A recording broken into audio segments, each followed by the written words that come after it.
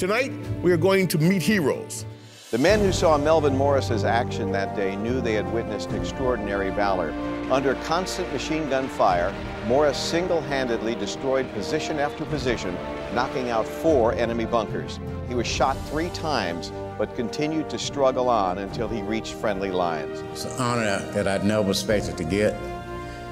You just step up to the plate, and you do what you have to do.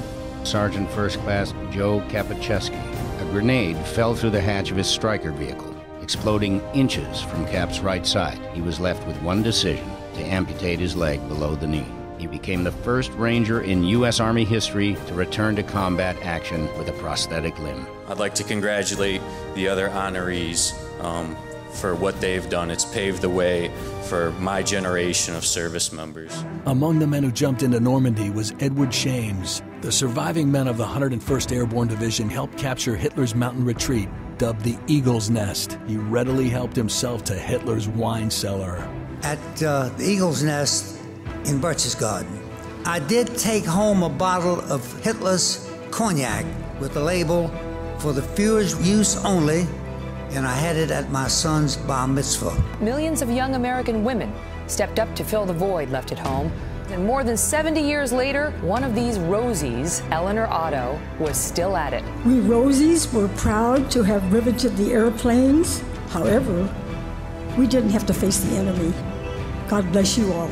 First Lieutenant James Magellan, acting decisively and without regard for his own life, Maggie charged the tank, disabling its tracks with 1 grenade before eliminating its crew with a second, saving the lives of many of his men. But the cause greater than ourselves was, and that was to destroy the monstrosity the Nazis had created, or it certainly would have engulfed freedom-loving people everywhere. Despite taking shrapnel to the arm, he returned again. Meyer dismounted the vehicle, locating and retrieving the bodies of his 4 fallen comrades.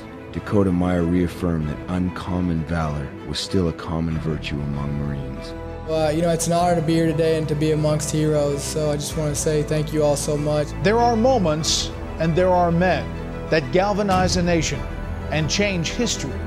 Little did Doolittle and his men know that the raid had caused a sensation back home, and the Doolittle Tokyo Raiders would go down in history among the most legendary veterans of the Second World War. Tonight's honors is about legacy, about the continuation of one generation of heroes to the next.